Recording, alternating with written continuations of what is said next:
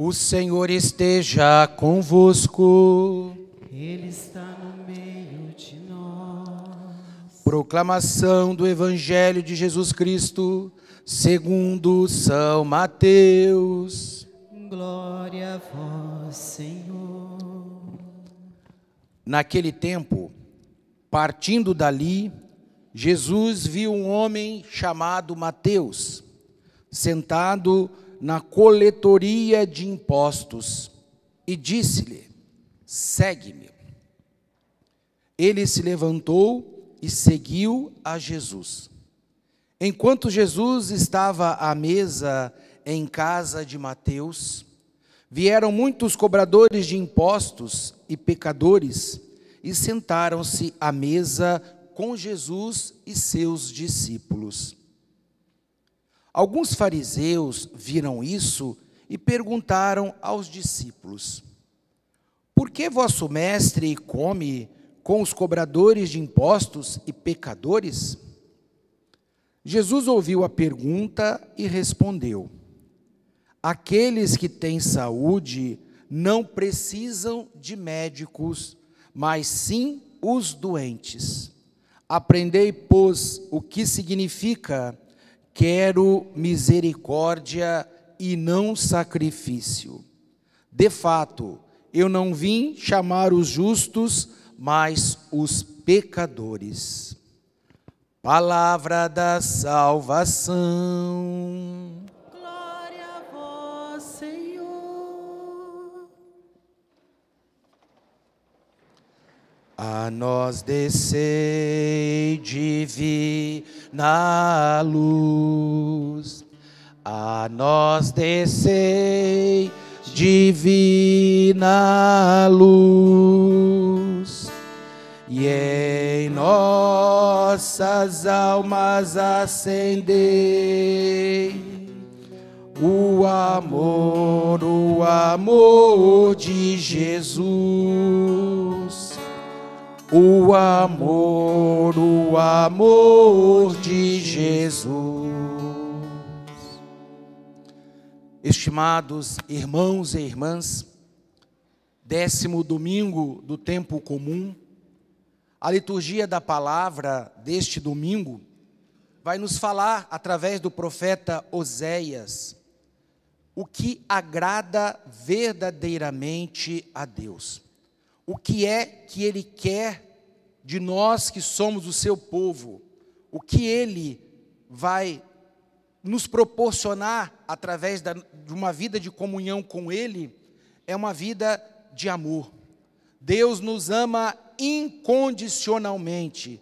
Deus nos ama como nós somos, mas Ele quer que através do nosso amor para com Ele e sintamos este amor que Ele tem para conosco, que nós vivamos uma vida na sua presença. E justamente isso que o profeta vai relembrar para o povo de Deus. O Senhor quer o amor e não sacrifícios. O Senhor quer conhecimento e não mais do que os holocaustos. O conhecimento de Deus no Antigo Testamento era a vivência dos mandamentos dado por Deus através de Moisés, aquilo que nós chamamos o decálogo, os 10 mandamentos, e conhecê-lo, servi-lo, amá-lo, e viver na esperança de que na plenitude dos tempos Deus iria enviar o Salvador, o Libertador. Então, essa esperança que o povo de Israel era chamado a viver, era aquela que seria a aliança definitiva de Deus com a humanidade. Por isso, o Senhor vai pedir: eu quero o amor e não sacrifícios. Eu quero o conhecimento de Deus mais do que o holocausto. Conhecendo para amar, amar para servir, esperar para ser redimido através daquele que viria realmente nos reconciliar com Deus. E é isso que Paulo vai nos falar na carta aos Romanos. Ele nos apresenta Abraão, o pai da fé, aquele ao qual Deus chamou para fazer a primeira aliança, para constituir um povo. E Paulo aqui vai exaltar que Abraão creu. Através da confiança de Abraão, Deus pôde realizar toda a sua promessa de um homem que já estava sem vigor, porque já tinha mais de 100 anos, era casado com uma mulher estéril, mas que acreditou, teve esperança de que aquele chamamento que Deus fazia para ele não estava baseado nas suas forças físicas, não estava baseado no seu intelecto, mas estava baseado na promessa que Deus havia feito para ele. Então, crer, vai nos dizer o Catecismo da Igreja Católica, que crer é dar crédito. Quando eu falo que eu acredito, que eu creio, eu estou dizendo, este conjunto de fé que eu professo como católico, como cristão católico, eu dou a minha vida para conhecer esse conjunto de fé e, conhecendo, dar a minha adesão incondicional àquele que, pela esperança de Israel e pela bondade infinita misericórdia de Deus, enviou o justificador. Jesus é o justo, é aquele que vai nos justificar. Como pecadores que somos, o Senhor morre na cruz do Calvário para nos libertar, para pagar o preço da nossa desobediência e unir novamente a humanidade que estava separada de Deus, unir a humanidade ao Senhor através do seu sacrifício supremo. E para nós hoje, acreditar é viver em Jesus Cristo, acreditando sempre que Ele é quem nos justifica diante do Pai. Nós estamos no ano vocacional. A igreja no Brasil nos chama esse ano, depois de 40 anos, tivemos o último ano vocacional, ela nos fala para rezar, nos chama para rezar, e o lema deste ano vocacional é corações ardentes e pés a caminho. O chamado, meus irmãos e minhas irmãs, é algo que só Deus entende. O método, a metodologia do Senhor chamar, só Ele entende. A maioria, eu posso falar como um vocacionado ao ministério sacerdotal, eu senti um dia esse chamado, você não tem como explicá-lo. É algo que arde dentro de você, é algo que você realmente fica fascinado. É igual você perguntar para um casal, eu vi na intenção hoje, tem um casal que hoje está completando 64 anos de casados. Eu não tenho isso de vida ainda. Então, 64.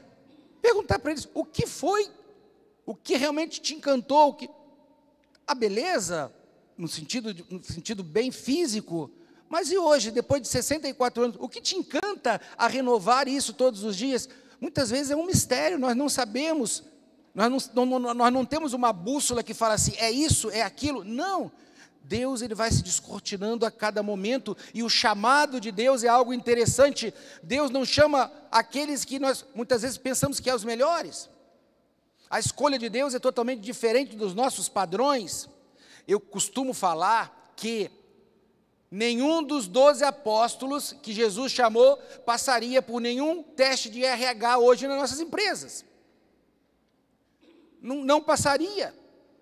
Então Jesus chama quem Ele quer, como Ele quer e na hora que Ele quer. Mateus não tinha o tipo para ser chamado, mas Jesus olha para Mateus e chama, vem e segue-me. E a palavra de Deus vai nos dizer que Ele levantou, Ele não questionou, Ele não perguntou nada e Ele seguiu. Será que Jesus olhou para ele diferente? O Evangelho não fala. Será que Jesus estendeu as mãos para ele, justo que ele estava sentado cobrando impostos?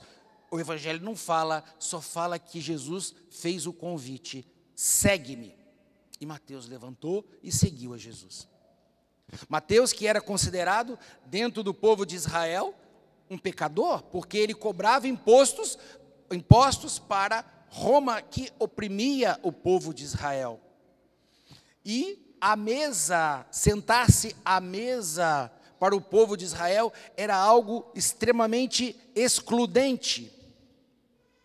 Para se sentar à mesa tinha o processo de purificação. Para sentar-se à mesa não podia ser pecador público. Para sentar à mesa tinha tanto critérios.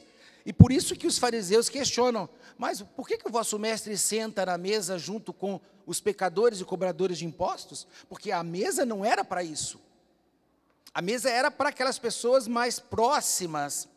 E Jesus vem falar o seguinte, olha, eu vim para aqueles que estão doentes. Os sãos não precisam. Os sãos não precisam.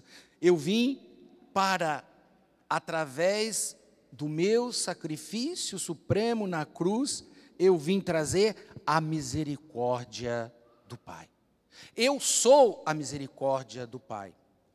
E através disso ele fala, de fato, eu não vim chamar os justos, mas os pecadores. Quer dizer, o Senhor, repito, Ele não quer, Ele nos ama como somos, mas Ele quer de nós o quê? Uma mudança de vida, aquilo que nós chamamos de conversão. E conversão é um processo que começa quando nós nascemos e só vai terminar no momento em que o Senhor nos chamar e que nós estivermos nesta comunhão, que nós estivermos justificados por aquele que para o Pai é a justiça definitiva, Jesus Cristo, nosso Senhor. Vim não para chamar os justos, mas para chamar os pecadores. Supliquemos a misericórdia de Deus por nós, por nossas vidas, para que, ao levarmos a palavra de Deus, nós apresentemos um Deus justo, mas um Deus misericordioso. Um Deus justo, mas um Deus que nos ama e que nos quer cada vez mais, conhecendo e participando da vida da graça que nós recebemos no dia do nosso batismo. Supliquemos a Santíssima Virgem Maria, aquela que, escolhida pelo Pai, mãe do Verbo e esposa do Espírito Santo, que ela interceda por cada um de nós, e nessa intercessão nos leve a experimentar Jesus, seu Filho divino, caminho, verdade e vida. Creio em Deus Pai,